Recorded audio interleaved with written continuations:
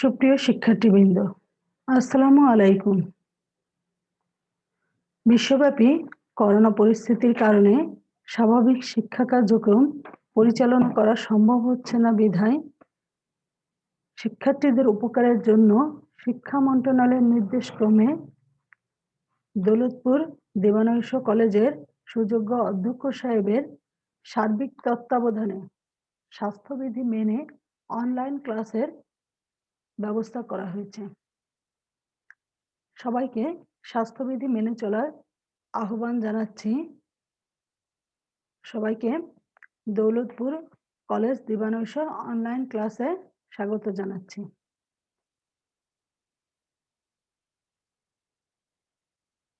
প্রিয় শিক্ষার্থীবৃন্দ, তোমরা যারা এইচএসসি প্রথম বর্ষের শিক্ষার্থী তারা পূর্বেই আমার ক্লাস নিশ্চয় করেছো। আর যারা আজকে প্রথম করছো তাদের জন্য আমি আমার পরিচয়টা আবার দিচ্ছি। আমি শারমিন জামান, প্রভাষক, সমাজকর্ম বিভাগ, দৌলতপুর কলেজ দিবানৈশ, দৌলতপুর, খুলনা।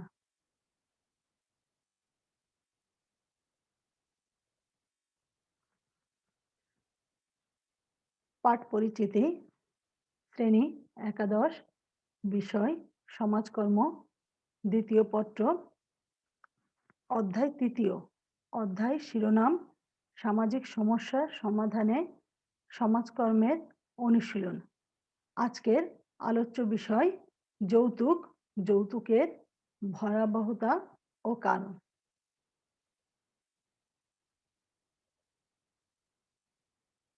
প্রিয় শিক্ষার্থীবৃন্দ, আজকের ক্লাস শেষে তোমরা যে বিষয়গুলো বলতে পারবে বা জানতে পারবে সে বিষয়গুলো হলো যৌতুক কি তা বলতে পারবে, যৌতুক নিরোধ আইন কত সালে প্রণীত হয় তা বলতে পারবে,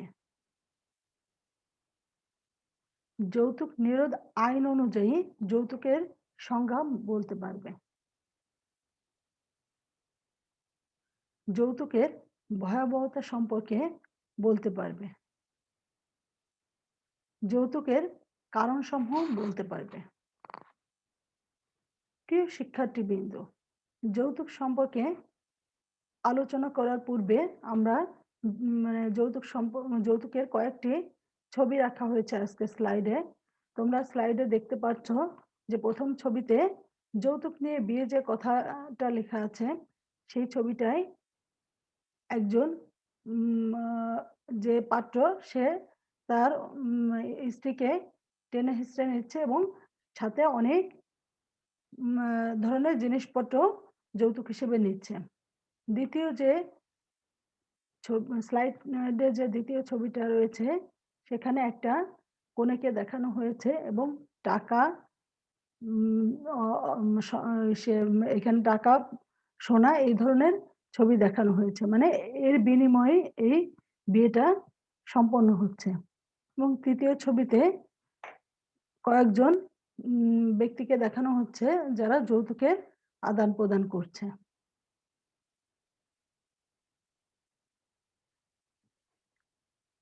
প্রিয় শিক্ষার্থীবৃন্দ, যৌতুকটা আসলে কি? যৌতুক একটি সামাজিক কুপ্রথা।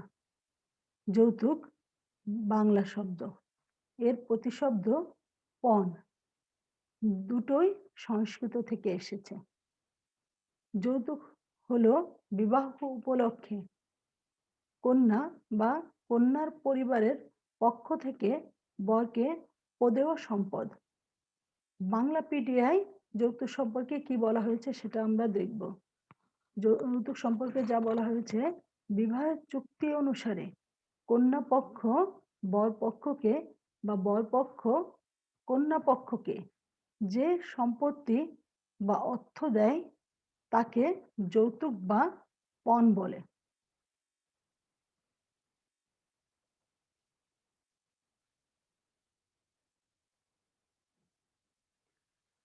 যৌতুক নিরোধ আইন যে 1980 সালে হয়েছিল সে সম্পর্কে আমরা পূর্বেই ক্লাস নিয়েছি। যৌতুক নিরোধ আইন 1980-তে কি কি বিধান আছে, কি কি যৌতুক নিরোধ আইনের মধ্যে আছে সে বিষয়ে নিশ্চয়ই তোমরা অবগত হয়েছ। এবং এই যৌতুক নিরোধ আইন অনুযায়ী যৌতুকের যে সংজ্ঞাটি দেয়া হয়েছে সেটা হলো বিবাহের এক পক্ষের দ্বারা অপর পক্ষের প্রতি অথবা বিবাহের সময় বা আগে যে কোনো সময় উক্ত পক্ষগণের বিবাহের প্রতিদান হিসেবে বিবাহের যে কোনো পক্ষের পিতামাতা দ্বারা অপর পক্ষের প্রত্যক্ষ বা পরোক্ষভাবে দিতে সম্মত হওয়া সম্পত্তি বা মূল্যবান জামানতকে বোঝানো হয়েছে। আমরা সংজ্ঞাটি আরেকবার আলোচনা করব, তাহলে আরো সহজ হয়ে যাবে বিষয়টা।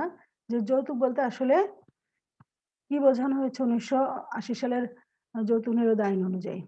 যৌতুক বলতে বিবাহের এক পক্ষের দ্বারা অপর পক্ষের প্রতি অথবা বিবাহের সময় বা আগে যে কোনো সময় উক্ত পক্ষগণের বিবাহের প্রতিদান হিসাবে বিবাহের যে কোনো পক্ষের পিতামাতা দ্বারা অপর পক্ষের প্রত্যক্ষ বা পরোক্ষভাবে দিতে সম্মত হওয়া সম্পত্তি বা মূল্যবান জামানতকে বোঝানো হয়েছে।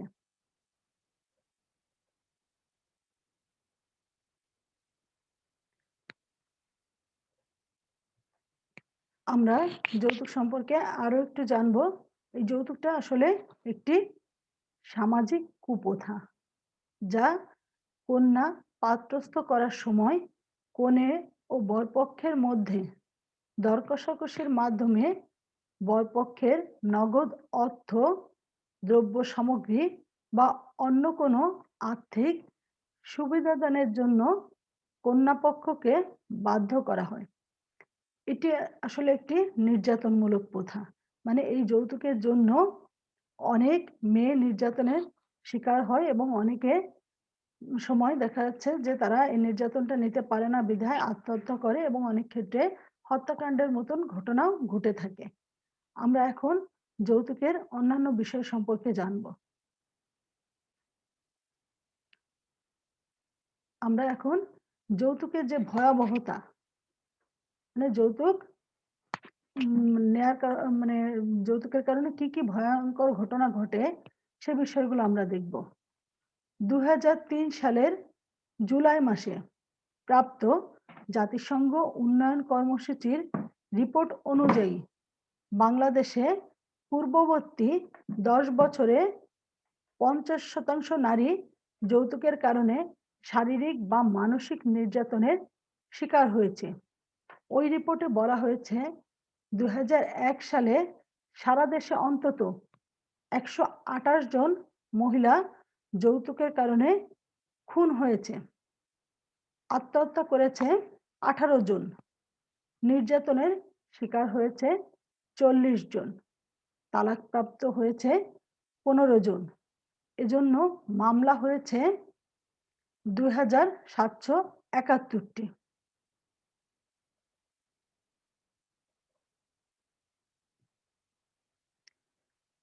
জাতীয় মহিলা আইনজীবী সমিতির এক জরিপে প্রকাশ 1997 সাল থেকে 2003 সাল পর্যন্ত যৌতুকের জন্য খুন হয়েছে 685 জন নারী, শারীরিক নির্যাতনের শিকার হয়েছে 582 জন।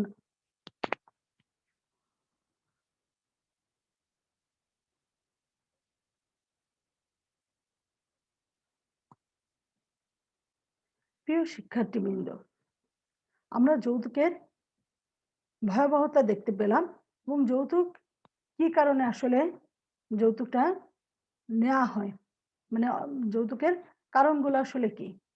যৌতুকের অন্যতম প্রধান কারণ হলো দারিদ্রতা। দারিদ্রতার কারণে বরপক্ষ মনে করে বিবাহের মাধ্যমে কিছু সম্পদ বা কিছু টাকা পাওয়া যাবে এবং সেটা দিয়ে হয়তো জীবনে কিছুটা পরিবর্তন করা সম্ভব। এজন্য এই দারিদ্রতার কারণে অনেকে যৌতুক নিয়ে থাকে।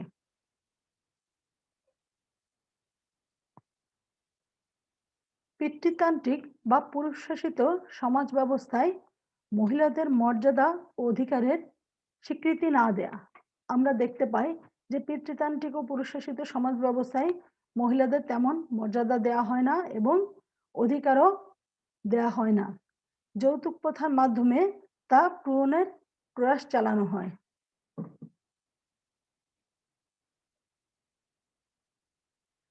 সমাজে নব্য ধনীরা মানে যারা খুব অল্পদিন ধনী হয়েছে অভিজাত শ্রেণীভুক্ত হয় আশায় বিপুল যৌতুকের বিনিময়ে অভিজাত ও বংশমর্যাদা সম্পন্ন পরিবার অথবা উচ্চশিক্ষিত বরের নিকট কন্যা বিয়ে দিয়ে থাকে অথবা নিজের সন্তানকে বিবাহ করায়।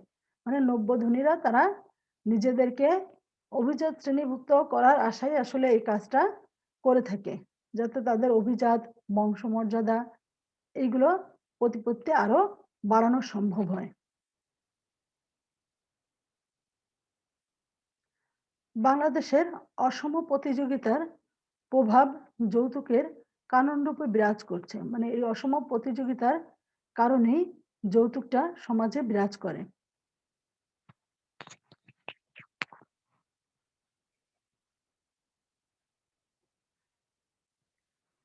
প্রিয় শিক্ষার্থীবৃন্দ, দেখো সমাজের শিক্ষিত ও স্বল্প শিক্ষিত ছেলে এবং তার অভিভাবকদের নগদ প্রাপ্তির লোভ এবং সমাজে প্রতিষ্ঠা লাভের উপায় হিসেবে অনেক সময় যৌতুক প্রথা গণ্য করা হয়।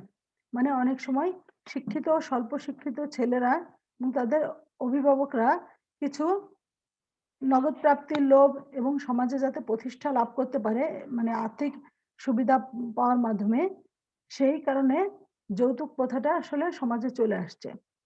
নারীদের পরনির্ভরশীলতা, আমাদের সমাজে অনেক নারী পরনির্ভরশীল এবং মর্যাদাহীন। যদি নারীরা নিজেরা সক্ষম হতো তাহলে তাদের সক্ষমতার কারণে মানে তারা নিজেদের সিদ্ধান্ত নিজেরাই নিতে পারতো, কিন্তু তারা পরনির্ভরশীল এবং মর্যাদাহীন জীবনধারা থাকার কারণে যৌতুক প্রবণতা সৃষ্টিতে সহায়তা করছে। মানে নারীরা পরনির্ভরশীল বলে তারা অন্যের মতামতে গুরুত্ব দেয় এবং নিজেদের মর্যাদার মূল্যটা বুঝতে পারে না বিধায় যৌতুক নামক সামাজিক কুপ্রথাটা সমাজে চলে আসছে। অনেক সময় আমরা দেখতে পাই যে কনের দৈহিক খুঁত থাকে, অধিক বয়স, অনেক সময় দেখা যাচ্ছে নির্ধারিত মানে অল্প বয়সে বিয়ে না হওয়ার কারণেও এই সমস্যাটা সৃষ্টি হয় এবং সৌন্দর্যের অভাব, মানে দেখতে একটু অসুন্দর হওয়া বা অন্যের চোখে ভালো না লাগা ইত্যাদি কারণে পিতামাতা প্রচুর যৌতুকের বিনিময়ে কন্যাকে পাত্রস্থ করার জন্য বাধ্য হয়। মানে দেখা যাচ্ছে যে কিছু সম্পত্তি বা অর্থ না দিলে সেই কন্যার বিয়ে সম্ভব হয় না অনেক ক্ষেত্রে। সে কারণেও অভিভাবকরা কনের এই খুদ, অধিক বয়স, এই সৌন্দর্যের অভাবের কথা চিন্তা করেও যৌতুক দিতে বাধ্য হয়। এভাবে যৌতুকটা আসলে আমাদের সমাজে চলে আসে। যৌতুক এখন আসলে একটি সামাজিক রেওয়াজে পরিণত হয়েছে। সমাজে অনেকে মনে করে যৌতুক ছাড়া বিবাহ দেয়া সম্ভব নয়। এই চিন্তাধারার কারণে যৌতুকটা আসলে সমাজে বিরাজ করছে।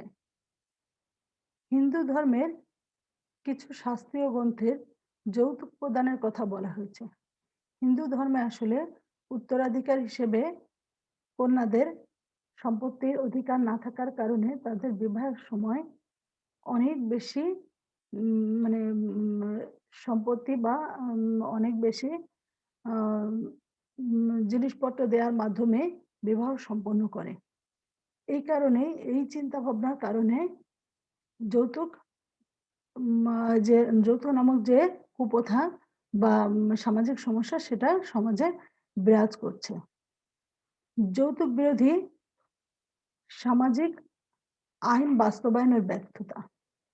আমরা দেখেছি 1980 সালে যৌতুক নিরোধ আইন হয়েছে, কিন্তু সেই যৌতুক নিরোধ আইনে যৌতুক নেয়া এবং মানে প্রদান ও গ্রহণের যথেষ্ট শাস্তিও রয়েছে এবং যৌতুক যে ভয়াবহ সমস্যা রোধকল্পে যে সরকার এই আইনটি প্রণয়ন করেছিল সে আইনটি আসলে বাস্তবায়িত মানে বাস্তবায়নে ব্যর্থতার কারণে মূলত যৌতুক নামক সামাজিক সমস্যাটা এখনো সমাজে বিরাজ করছে। এজন্য আমরা যৌতুকটাকে মানে সমাজ থেকে মূলোৎপাটন করতে পারছি না। যদি আইনের বাস্তবায়ন করা সম্ভব হতো তাহলে আসলে যৌতুক সমাজে বিরাজ করতে পারত না। এই বাস্তবায়নের অভাবেই মূলত যৌতুক সমাজে বিরাজ করে।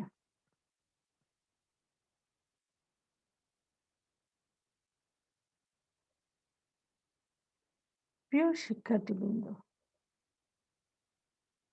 আজকের ক্লাসটি মানে যৌতুক নামক যে সামাজিক সমস্যা বা কুপ্রথা, এই কুপ্রথা সম্পর্কে আমরা ২ টি ক্লাস রেখেছি। এ কারণে আমরা আসলে এই ক্লাসটা আর বেশি দীর্ঘায়িত করব না। সবাইকে ধন্যবাদ জানিয়ে আজকের ক্লাস এখানেই শেষ করছি।